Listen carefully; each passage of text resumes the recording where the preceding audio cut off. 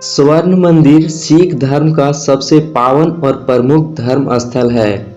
इसे श्री हरि मंदिर साहिब और दरबार साहिब के नाम से भी जाना जाता है। कुछ लोग इसे अनसत तीर्थ के नाम से भी जानते हैं। गोल्डन टेम्पल सिखों के 5 तीर्थ स्थलों में से सबसे प्रमुख स्थल है। बता दें, यही वो स्थान है जहां सिखों के पवित्र धर्म ग्रंथ आदि ग्रंथ को भी स्थापित किया गया था। यह वास्तव में एक गुरुद्वारा है, परंतु इसे स्वर्ण मंदिर इसलिए कहा जाता है क्योंकि इस गुरुद्वारे का ऊपरी हिस्सा सोने का बना हुआ है। स्वर्ण मंदिर पंजाब राज्य के अमृतसर में स्थित है। पंजाब राज्य गोल्डन टेम्पल के नाम से सिर्फ भारत में ही नहीं बल्कि संपूर्ण विश्व में प्रसिद्ध है। यहाँ रोजाना हजारों सांगत और पर्यटक आते हैं। चलिए जानते हैं स्वर्ण मंदिर के इतिहास के बारे में। दरबार साहिब का निर्माण कार्य 1588 में शुरू हुआ था। सन 1588 में दरबार साहिब की नींव सिखों के चौथे गुरु रामदास ने रखवाई थी। गुरु रामदास का मानना था कि दरबार साहिब में गैर सांप्रदायिक लोग भी एकजुट होकर ईश्वर की आराधना कर सके, इसलिए उन्होंने इसकी नींव लाहौर के सूफी संत मियां मीर से रखवाई। दरबार साहिब का निर्माण करते समय यहाँ सिखों के पवित्र धर्म ग्रंथ आदि ग्रंथ को भी स्थापित किया गया।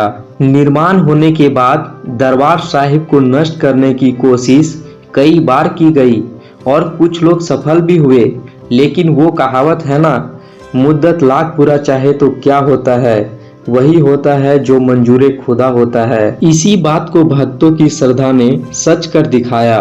गुरुद्वारे को नष्ट करने की हजारों कोशिशों के बाद भी कोई हमेशा के लिए अपने मंसूबों में कामयाब नहीं हो पाया।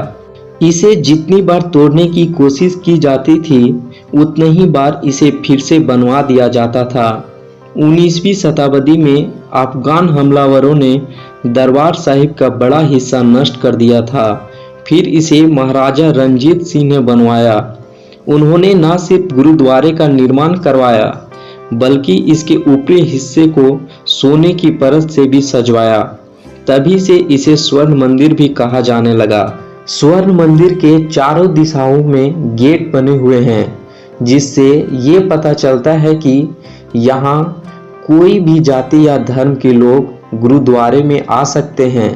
पहले के समय में कुछ विवाद और समस्याओं के कारण कई और मंदिरों में दूसरे धर्म या संप्रदाय के लोगों को जाने की अनुमति नहीं रहती थी, लेकिन इस गुरुद्वारे में शुरू से ही सभी धर्म के लोग आ जा सकते थे। यहाँ ना पहले किसी प्रकार की रोक लगाई जाती थी और ना ही आज लगाई जाती है।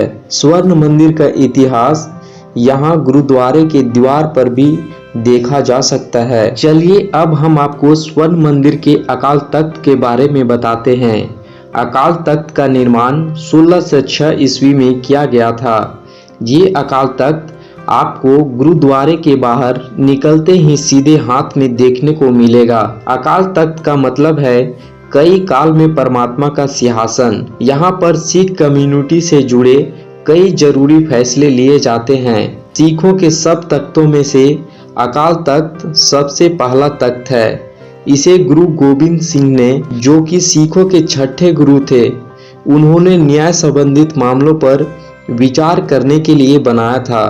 अकाल तख्त की नींव बाबा बूढ़ा, भाई गुरदास और गुरु हरगोबिंद सिंह ने रखी थी। अकाल तख्त पहले मिट्टी से बनाया गया था, परंतु हमले में नष्ट होने के बाद इसे संगमरमर का बना दिया गया। चलिए आगे हम आपको स्वर्ण मंदिर के सरोवर के बारे में बताते हैं। स्वर्ण मंदिर में बने सरोवर को श्री गुरु रामदास ने बनवाया था। स्वर्ण मंदिर इस सरोवर के बीचों बीच ही बना है। स्वर्ण मंदिर तक पहुंचने के लिए सरोवर से एक रास्ता दिया गया है। बता दें कि स्वर्ण मंदिर के इस सरोवर को अमृतसर कहा जाता है। इतना ही नहीं, इस शहर का नाम भी इस सरोवर के नाम पर ही रखा गया है।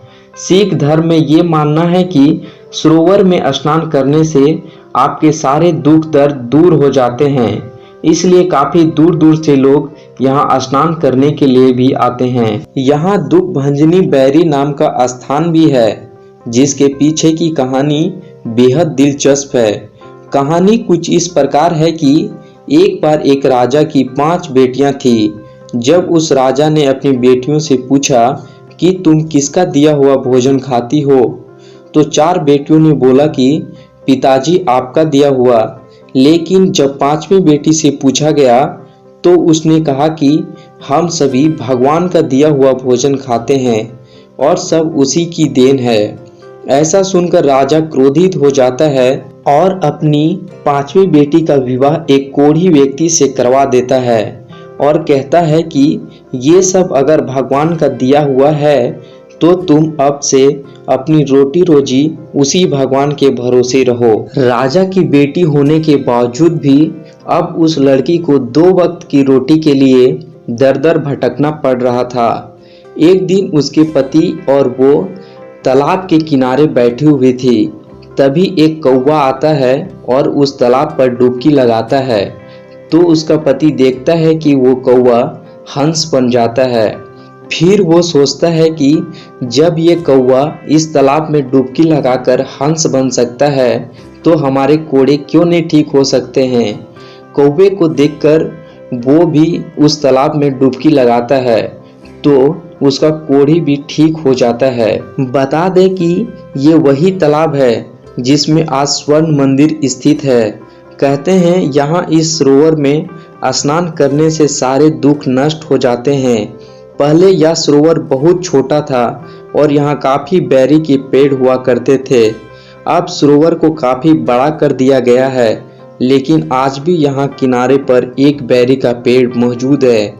बता दें कि ये पूरी व्याख्या गुरुद्वारे की एक दीवार पर अंकित है। चलिए अब जानते हैं स्वर्ण मंदिर का लंगार के बारे में।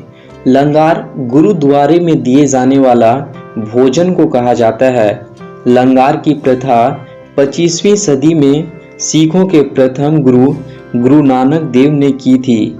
लंगार की प्रथा गुरु नानक ने ऊंच नीच और जात पात को हटाने के लिए चलाई थी।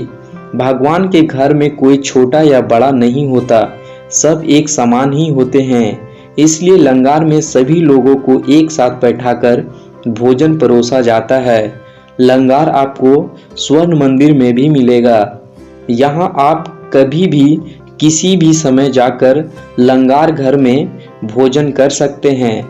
यहाँ पर सेवादार आपको भोजन परोसते हैं। यहाँ का लंगार घर इतना विशाल है कि इसमें एक बार में 5000 लोग एक साथ बैठकर भोजन कर सकते हैं।